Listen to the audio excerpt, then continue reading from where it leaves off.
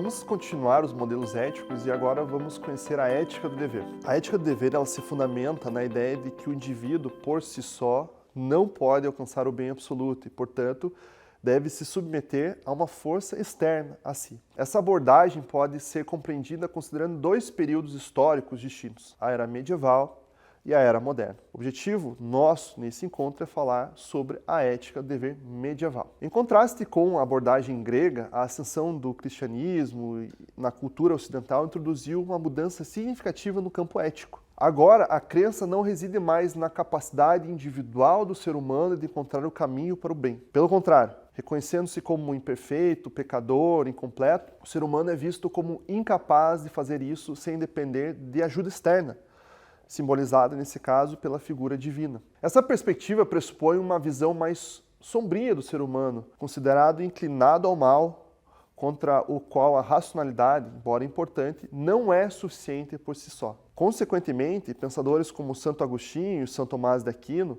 desenvolveram teorias que enfatizam que o ser humano deve seguir as orientações de Deus para encontrar o caminho do bem. Nesse contexto, não é mais a prática das virtudes, mas sim a aderência às normas estabelecidas pelo Criador e Salvador que conduzirá o indivíduo a uma vida boa e frequentemente associada à beatitude no pós-vida. Esse paradigma ético, conhecido como ética do dever, origina-se da necessidade de obediência a uma norma externa, fundamentada na interpretação das escrituras sagradas pela Igreja medieval. Dado que nessa época apenas as autoridades eclesiásticas podiam interpretar a Bíblia, a orientação ética passou a ser aditada por essas figuras de autoridade. Para o cidadão comum, restava o exercício da fé, vista como o principal das virtudes teológicas. Sem essa fé, o indivíduo não estaria aberto à mensagem divina e correria o risco de trilhar um caminho que o levaria ao pecado e à maldade. Pode-se comparar a condição humana a um copo meio cheio de água. Esse líquido pode representar a racionalidade,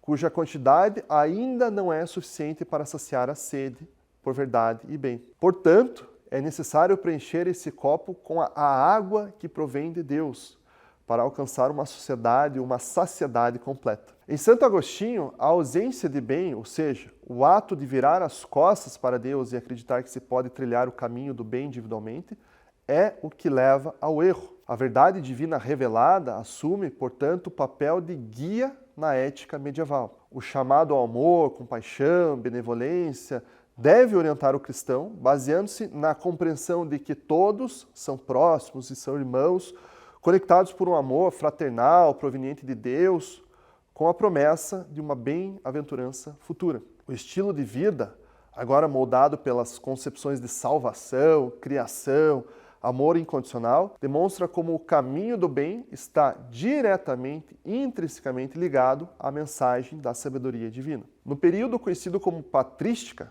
Santo Agostinho sustenta que a moral cristã é guiada pelo conceito de livre-arbítrio. Cada ser humano possui a capacidade de escolha, conferida por Deus, mas essas escolhas precisam alinhar-se com as normas divinas. Por sua vez, Tomás de Aquino, no século XIII, durante a era da escolástica, propõe uma moralidade embasada em argumentos racionais. Seu trabalho, compilado na Suma Teológica, visa harmonizar fé e razão. Aquino reconhece a natureza racional humana como um dom divino, enquanto também identifica o livre-arbítrio como a raiz de todo o mal. Nesse contexto, a ação consciente do ser humano é a origem do mal, cuja solução reside na obediência às normas divinas. Ele concebe a virtude como uma ação boa que aprimora aquele que a pratica, dependendo também do hábito, a fim de evitar os vícios. São Tomás estabelece a existência de 3 tipos de leis: a eterna, ou divina, a natural e a humana.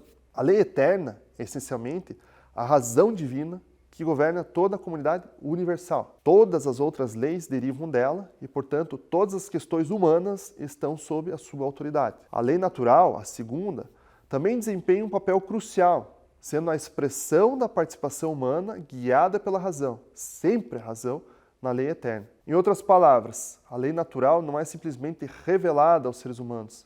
Ela demanda um esforço intelectual constante para ser compreendida e obedecida. Na realidade, a lei natural não possui uma existência objetiva separada da lei divina. Além da lei eterna e da lei natural, também se faz necessária a presença da lei humana, que detalha os preceitos da lei eterna e o da lei natural em situações particulares. A lei humana tem como efeito primordial promover a virtude dos indivíduos, conduzidos à retidão. Em resumo, a concepção de São Tomás sobre as leis engloba a lei eterna como a razão divina subjacente, a lei natural como a participação racional do homem na lei eterna e a lei humana como um instrumento que esclarece como seguir os princípios da lei eterna e da lei natural em contextos específicos. O resultado desejado das leis humanas é orientar os seres humanos em direção à bondade. É evidente que o aspecto religioso subjacente ao pensamento de São Tomás, entendido como uma ligação inteligente e amorosa com o divino, está em perfeita harmonia com a sua argumentação racional. Sua abordagem não deriva de meras afirmações de autoridade, mas é construída através de trilhas fundamentadas na universalidade da razão,